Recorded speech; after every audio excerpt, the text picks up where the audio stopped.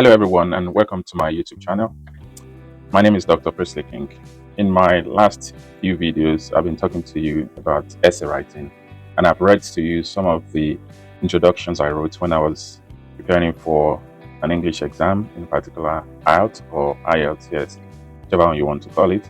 I've also written some other English exams, and that is not IELTS.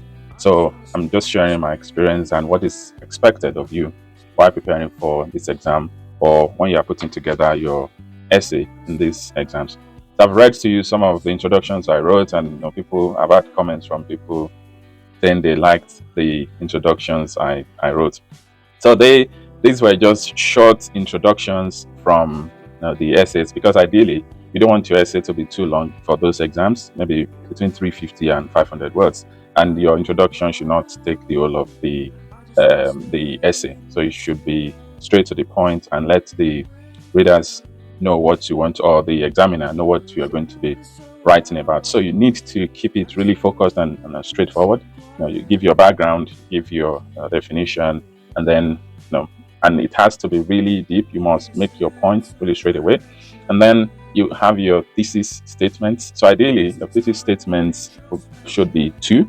I mean, if you have more, but ideally two, that's like the standard one. So those should be very clear, so that the examiner will know what to look out for in the rest of the essay. And I told you that after that, you want the body of your essay to be two clear paragraphs, and after that you have your conclusion.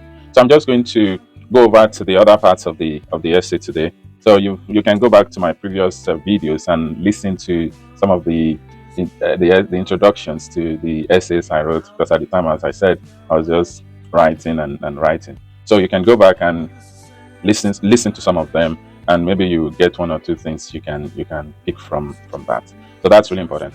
So today I'm going to be talking about the body of your essay. So you have already your thesis statement. So the first paragraph will be about thesis statement 1. The second paragraph will be about thesis statement 2. And at the beginning of the paragraph, you need to make it clear to the reader, to the examiner, that that is what you're trying to achieve. So like the last essay I told you about, he is a soulmate, or whatever you want, he was a soulmate. So in that, the thesis statements were: a friend is a soulmate. This is statement 1. And this is statement 2: friendship is the foundation of brotherhood. So those were the two thesis statements. Okay, so for thesis statement 1, you need to then start with: a friend is a soulmate. You need to tell the reader why you think a friend is a soulmate. You write about 2 to 3 sentences on that. So make your sentences sort of fairly long, so that you have meat to whatever you're saying. And more importantly, you then need to put an example, if you have one. That will strengthen the essay, because they know that, okay, you have an example of how your friend was your soulmate, or an example of where your friend had been a soulmate, or what you mean, just to paint a clearer picture to the reader. So you need to do that. If you have example, put your example there. That'd be really, really great. So the second paragraph, you then go to: friendship is the foundation of brotherhood, and then you put out your argument of why friendship is the foundation of brotherhood. I alluded to it in my previous video as to why it's really important that your brothers or your siblings are your friends, not just because you pass through the same womb, or your wife is your friend, not just because you both are married or you live in the same house. Your children are your friends, not just because you gave birth to them, but because they are truly your friends in the real sense of friendship. So these are some of the things you need to then put to add meat or flesh to the bone, or to the topic, that to the thesis statement. So again, you write 2 to 3 sentences on that to tell the reader why friendship is the foundation of brotherhood, and then you give example if you have one. Now, I need to go to the last bit, which is the conclusion. Oh, sorry, before I do that, it's very, very important for you to put conjunctions in your essays. These are some of the things that the examiners look out for. So that tells them that you have a good grasp of English language and you are fully in control. So you use things like however, in short, another, meanwhile, moreover, similarly, whatever, whoever, some of these things. So when you use some of these words, it tells the examiner that you are not just a beginner. You already are a good user of the language. You have mastery of the language. So that's really important for you to put in these words, to make sure you, and then in writing your sentence, you can put and in between. Instead of writing very short sentence, you can put and, to make it longer. So when they have to look out for these words, and then that gives them confidence that this person knows what he or she is doing. So this is really important, and you need to master how to use these words in your essay. Don't just use them just because you have to use them. You have to use them in a way that makes sense and that would allow the flow of your sentences and the general flow of your essay. So I'm sure you can look out for some essays, Google, and get some of these things. Check that. It's, if not that, it will be too long. Maybe one of these days I'll come and read the full, at least one of the full essay that I wrote. But I just thought it might be too long. But maybe, depending on what people want, if people say they actually want me to read at least one from the ones that I've read their introduction, then maybe I'll read the full essay so that you can see the flow, and then you can get your knowledge from that. So as I said, if you have examples for your paragraphs, kindly put the examples and make them really clear. So now going to the conclusion.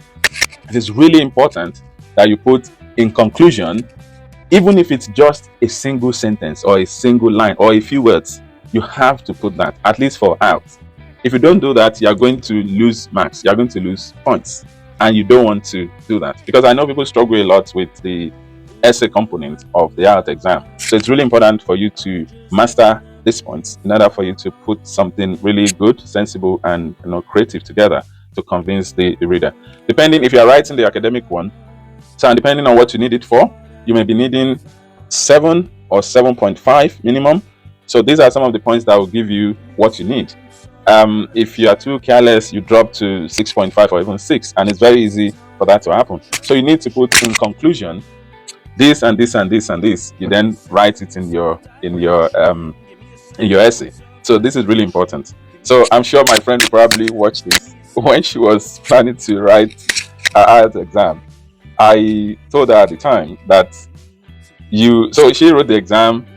No, not before she wrote the exam. She wrote the exam and then told me. So I asked her, did you write the conclusion? She said, yeah, she just put on. Did you write in conclusion? She said no. So immediately I knew that was going to be a problem, that she wouldn't get what she needed. So when the result came out, so I told her, yes, I straight away. I mean, she still got very high mark, probably higher than most people would get, but then she didn't get what she actually needed. So and then she did it again. She actually got a very, very good score for IELTS essay when she wrote it again. So jokingly, she said, she mastered what I told her at the second one. So even if it's going to be few words, you need to put in conclusion, then, or in summary, or finally, something like that, to just tell the reader that now you want to put everything you have said, to now put them together for just something like a take-home message from the essay you've written. So it's very important to put all of these things in mind when you are preparing for this exam. So people struggle a lot with writing, and I quite understand. It's something that you need to do over and over again. And the way I'm explaining it now, and some people may think, oh, it's just saying it's like it's very easy.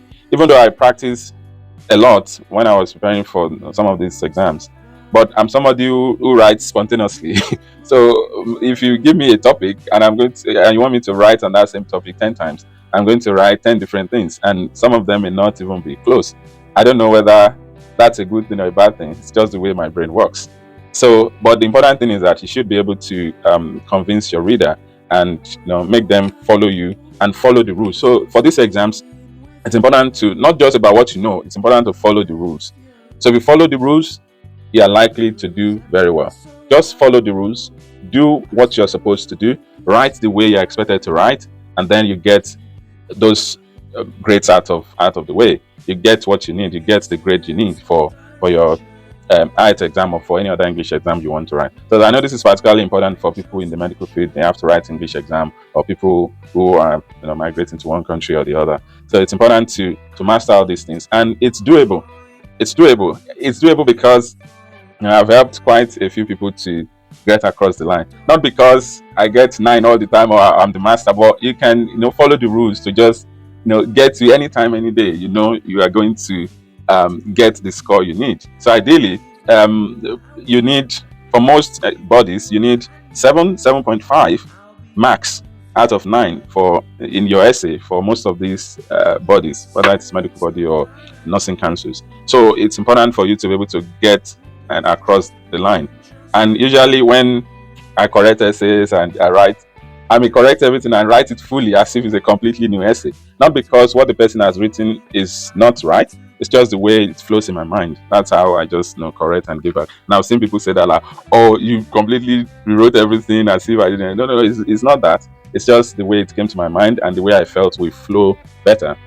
So of course there are so many ways, as people say, to kill a rat without shedding blood. So there are so many ways to put a very nice essay, convincing essay together without necessarily following a particular pattern.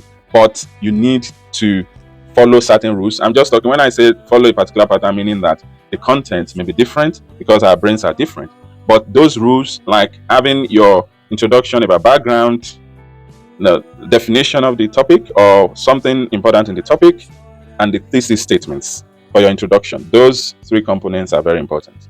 And for the body, paragraph 1 for thesis statement 1, paragraph 2 for thesis statement 2, and then in conclusion, it's really important you say that. In conclusion, it's important you put conclusion. I can't stress this enough, otherwise you lose mark. So you then put in conclusion or in summary or finally, blah blah blah. Whatever you want to write, you put it there.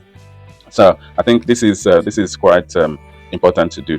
So as I promised in my last video or the one before, that I'll be talking about essay writing in higher institution for undergrads, masters, and or even PhD student. So I'm thinking of how to do this. So I probably have to talk you through some of the things I wrote, my PhD thesis about, or essays, what you're expected to get or to put together when you want to write an essay to submit in the university. So I'm going to do that.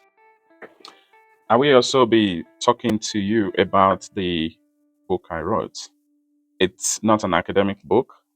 It's a memoir. I'll be talking to you about it in one of my videos, probably the next one or the one after the next. So I'll have to think about the other arranging. So I'll be talking to you about the book and why the book is important, and some of the things, take-home messages from the book and the essence of writing the book. So as I conclude today's video, I'd like to thank you for listening. I want to encourage you to like this video, subscribe to this channel, and share with your friends. Thank you so much, and do have a wonderful week. Bye.